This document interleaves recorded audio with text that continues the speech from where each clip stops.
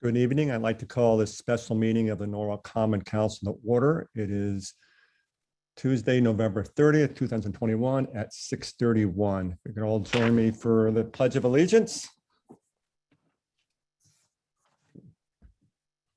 Pledge allegiance to the flag of the United States of America and to the republic for which it stands, one nation, under God, indivisible, liberty and justice for all.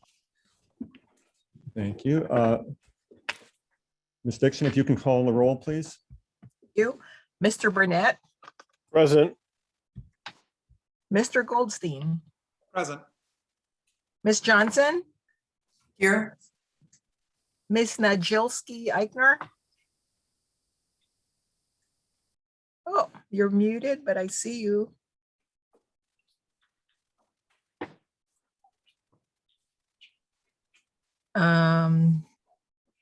Ms. Smith. Ms. A. My apologies. I'm It's here. Thank you. Ms. Ayers. Here. Mr. Uvelman. Present. Thank you. Ms. Revoluz. Ms. Revoluz. Oh, there Please you raise your are. hand. You're muted. Thank you. I'm here. Computer, sorry. Ms. Young. Here. Thank you. Mr. Kites. Here. Thank you. Mr. McMurr. Miss McMurr is here. Oh, I'm sorry. Okay. I apologize. It's been a long day. Miss Alterman. Oh, she's not here. Mr. Keegan, Here. direct from Tampa. 1 through 3 for San Francisco. Mr. Livingston Here. and Miss Shanahan. I am here. Thank you. You.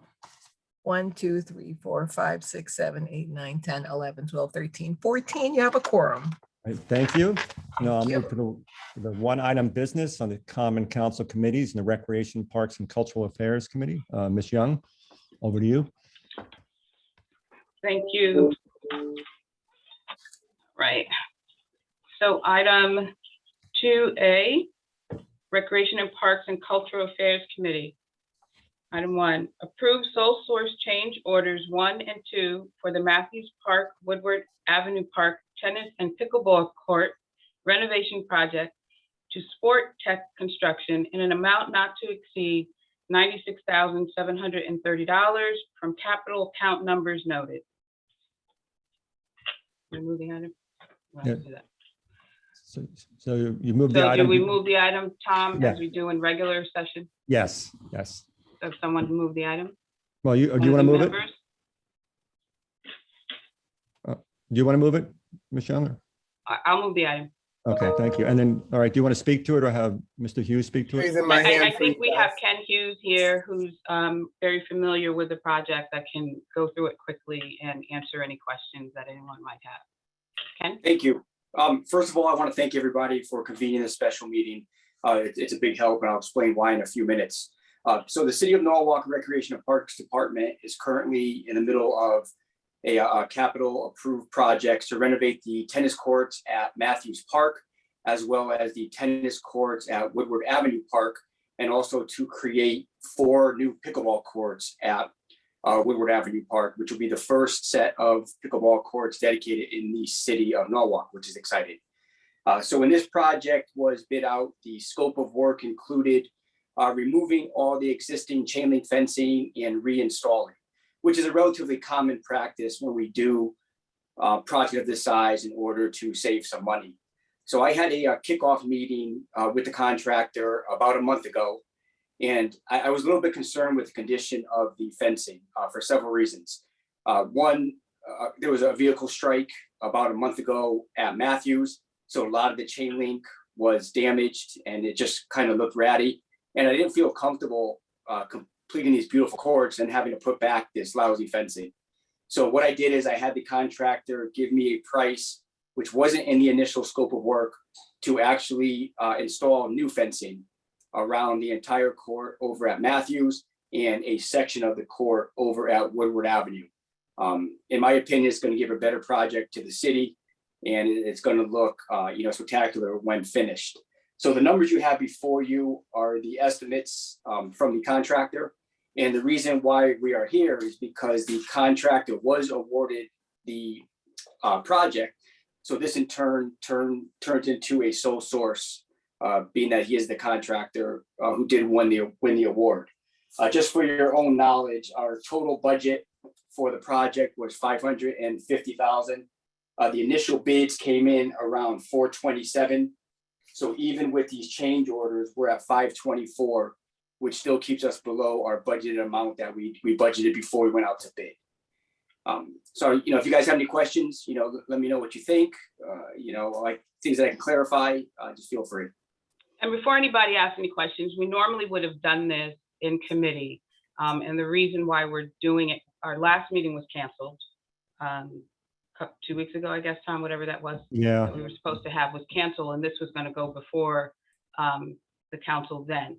This is a special meeting because the contractors need to get going on this before the 14th and before the ground freezes and all of that to really get going, so this project gets started and not delayed. The plan for it to be done, Ken, is what, in the early summer, spring? I want to have it completed. I didn't want to have any really downtime on these courts. So I wanted to have completion to be ready for the spring season. We're dealing with asphalt and post-tension concrete. So weather is a definite factor. So he wants to get the bases laid before, the weather turns for the worse, which is why we had to call this meeting, to have the decision sooner rather than later. And I know they're ready to get started with this. They've just been waiting on this process to go through. Any other questions or comments? I have one. So first of all, thank you so much. As a dedicated user of Woodward Park, I'm super excited about the renovations there. But I did want to ask if the proposed fence improvements included replacing or repairing the fence around the playground, which, as you may know, has actually fallen in one section and is not currently attached, for lack of a better word. And I just wanted to know if that was included in this bid. So no, the scope of this project is the fencing immediately around the tennis courts, which is the 10-foot fencing on one side of the playground, but it does not include the fencing between the contractor next door and Woodward Avenue Park. A few years ago, we did remove the fencing along the road of Woodward Avenue. I don't know if you remember the trees that were there, and then we ended up taking that fencing down at a request. Oh, I definitely remember. From some of the neighbors. So, I mean, that's something we can talk about in the future of bringing that fence back if it's needed. But this project does not include the fencing around the playground. Okay, well, yeah, and it's not that I'm saying we should bring back the fencing that was taken down. I'm saying that the fencing that remains is in serious disrepair. And so it seems like if you're doing fencing anyway, it would be logical to at least fix the section that has, fallen down. So that's what I wanted to know, if that would be possible to include. Yeah, when I have a contractor on site, I'll have them take a look at it. Okay, that would be terrific. Thank you. Hey, Ken, just one question. Do you have plans for other pickleball courts in the city? It's very popular, as you well know. So we currently have, these will be the first 4 dedicated courts. There's actually going to be 4 courts at Woodward Avenue. We do have painted overlays over at 2 courts at Nathan Hale. We have 2 courts at Ludlow Park, and we have a court at Roosevelt Senior Center. And we are going to overlay the Matthews courts also. And the good thing about Matthews is those are the only lighted courts in the city.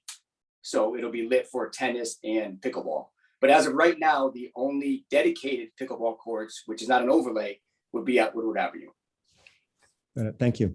Any other questions? Oh, Dominique. I believe Mr. Goldstein was first, but I can follow. Go, Dominique. Oh, all right. Great. I just want to follow up. Thanks, Ken, for this. And I want to follow up about, and thank you, Josh, the Matthews Park installation, based on our packet about it being installed incorrectly, leaving the poor drainage and playability. What's the story behind that? So these courts predate me.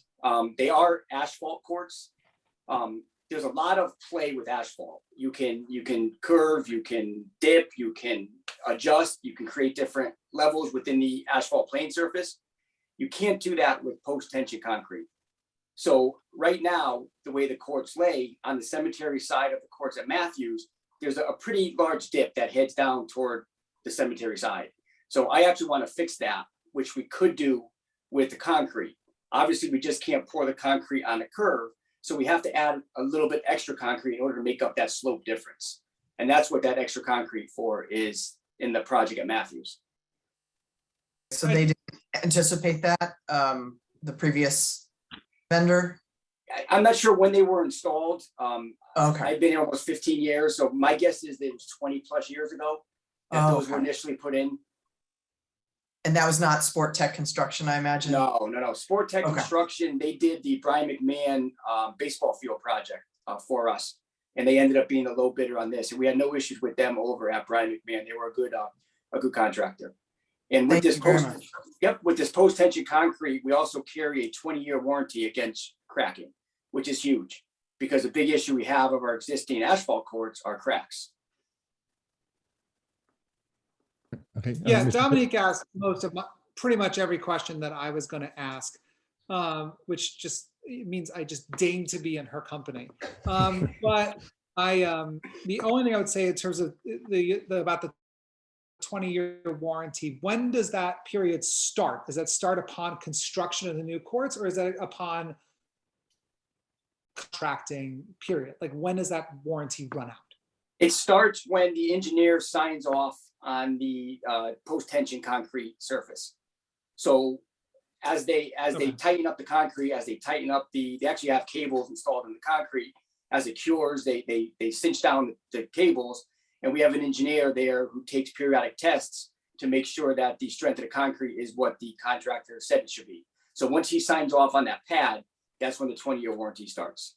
And when you say periodic tests, is that something that happens on a fixed basis, or is it just sort of when you think there may be an issue? No. So they're testing throughout the cure process. Okay. So as the concrete is cured, before the contractor retightens the cable, they do a strength test on that concrete. So it's a highly regulated, it's very interesting to watch. We did this process over at Brian McMahon and also Norwalk High School.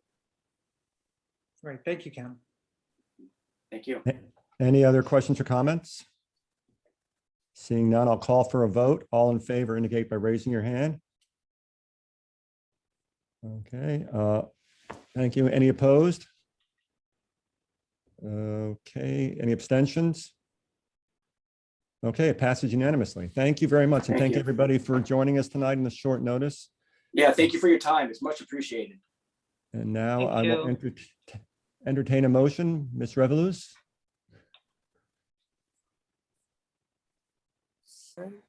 Motion to adjourn has been made. All in favor? Okay, thank you all very much. Have a good night. Thank you. Good night.